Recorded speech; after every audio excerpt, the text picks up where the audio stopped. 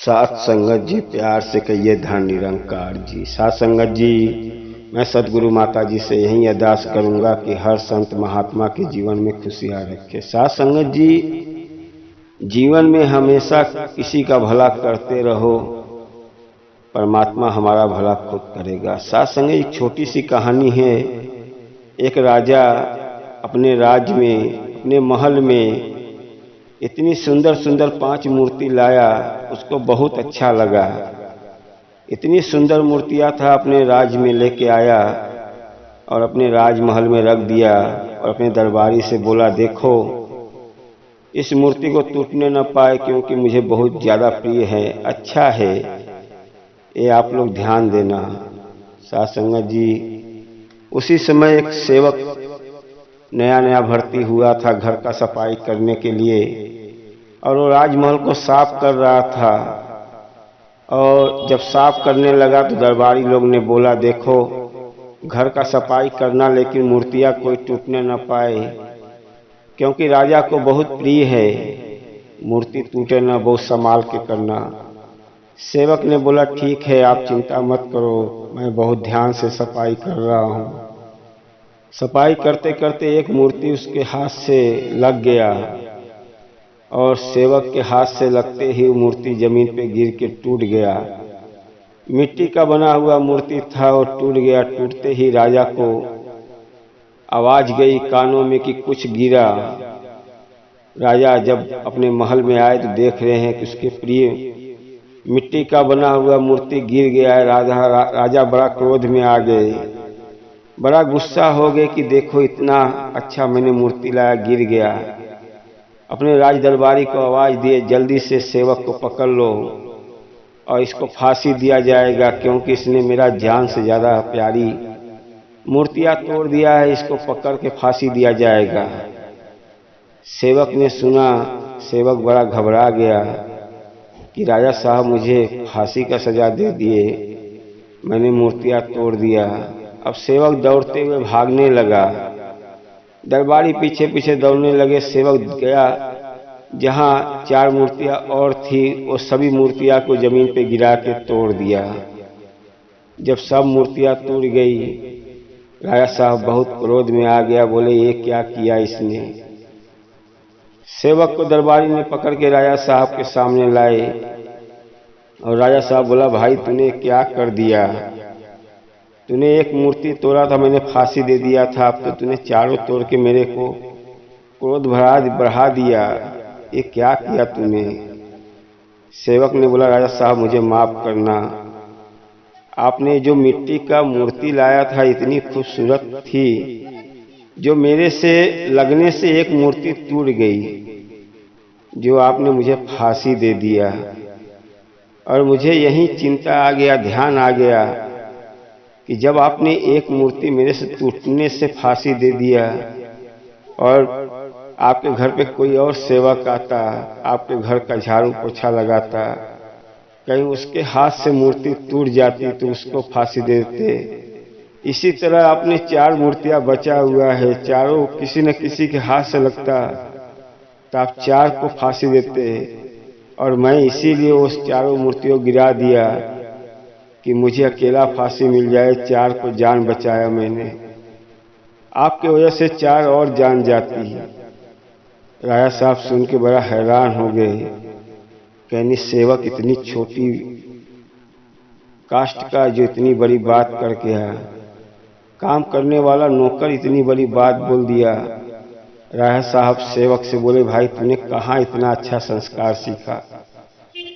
सेवक बोला, राजा साहब मैं एक सेठ के यहाँ काम कर रहा था, सेठ बड़ा अच्छा था, उसके पास धन दौलत आता था, प्रभु का नाम लेता था और मुझे रोज अच्छा अच्छा खाना देता था, मेरा बड़ा ध्यान देता था, खाना इतना अच्छा अच्छा देता था। लेकिन उसकी आदत ये थी कि उसके साथ कुछ गलत हो जाता था, प्रभु परमात्मा को बहुत कुछ बोलता था, मेरे साथ ऐसा कर दिए, मेरे साथ ऐसा कर दिए। जिस दिन अच्छा होता था वो नहीं बोलता था, जिस दिन कुछ गलत हुआ बहुत बोलता था। एक दिन की बात थी, सेठ खाना खाने के लिए बैठा और जब खाने के लिए बैठा तो मैंने सलाद काट के दिया ककड़ी। जब ककड़ी पहला मुंह में डाला उसको इतना तीखा ककड़ी निकल गया। भाई ककड़ी के अंदर कौन, मैं भी नहीं जान रहा हूँ तीखा है, लेकिन राजा साहब जब एक ककड़ी खाया, सेठ ने एक ककड़ी खाया, इतना तीखा निकला। सेठ लगा ऊपर वाले को, प्रभु को बहुत कुछ बोलने की, देखो मैंने जैसे ही खाना खाने बैठा तूने इतना तीखा मुझे दे दिया, अब मैं खाना नहीं खाऊंगा। वो खाना उठा के सेठ ने मुझे दे दिया।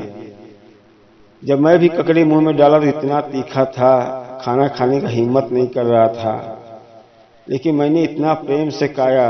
सेठ को कुछ नहीं बोला। सेठ बड़ा खुशी खुशी देख रहा है कि इतना अच्छा से खाना खा रहा है, इसको तीखा ही नहीं लग रहा है। मैंने पूरा खाना खा लिया। सेठ मेरे को बोला कि भाई तूने, ककड़ी इतना तीखा था, खाने में अजीब सा लग रहा था, कड़वा लग रहा था, तूने इतना प्रेम से खाया और मुझे कुछ बोला भी नहीं। अब वो नौकर ने सेठ से बोला, सेठ आप मुझे रोज अच्छा अच्छा खाना दे रहे थे, मैंने खाना का शिकायत नहीं किया, इतनी अच्छी खाना थी, आज आपने मुझे कड़वा खाना दे दिया, तो क्या मैं आपको गाली दूं? मैं कुछ आपको बुरा शब्द बोलूं? भाई रोज अच्छा पा रहा हूं, एक दिन मान लो थोड़ा खराब हो गया तो क्यों मैं आपको गाली दूं, क्यों कुछ बोलूं?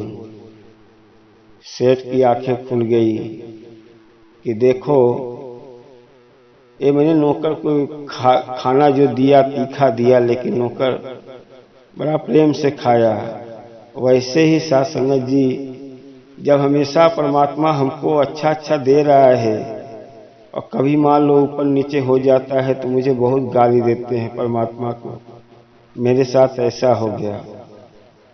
वो नौकर बोला, राजा साहब ये सीख मैंने अपने सेठ के यहाँ से सीखा और सेठ को भी मैंने सिखाया। राजा साहब अपने सेवक को बोले, भाई तूने मेरी भी आंखें खोल दिया, ये मिट्टी का बना हुआ खूबसूरत मूर्तियां आज टूटने से तुझे फांसी दे रहा था। साध संगत जी, जीवन में कुछ अच्छाइयाँ जो हमको सिखला जाती हैं, जीवन में किसी का भला करो आप। जब आप किसी का भला करते हो तो हमारा खुद पे खुद भला हो जाता है। साध संगत जी, सोच ऊंची रखो, हमेशा दूसरे का भला सोचो। जब दूसरे का भला करोगे तो अपना भला खुद हो जाता है। जीवन में हमेशा कभी मत ये बोलो कि परमात्मा मेरे साथ ऐसा करता है। परमात्मा जब हमेशा आपको सुख दे रहा है, कभी कभी दुख आ जाता है। वो किसी को नहीं चाहता है कि हमारा कोई दुखी से रहे। परमात्मा का बनाया हुआ इंसान धरती पे आया है तो परमात्मा ये नहीं चाहता है कि कोई गरीब रहे, कोई अमीर रहे, सबको खुश देखना चाहता है। लेकिन हम छोटी छोटी बातों पे परमात्मा को गाली देते हैं। साध संगत जी, जीवन में हमेशा आगे बढ़ते रहो, किसी का भला करते रहोगे, आपका भला खुद पे खुद हो जाएगा। साध संगत जी, साखी अच्छी लगा हो तो लाइक सब्सक्राइब कर दो। जीवन में हमेशा मुस्कुराते रहो और हमेशा आगे बढ़ते रहो। साध संगत जी, प्यार से कहिए धन निरंकार जी।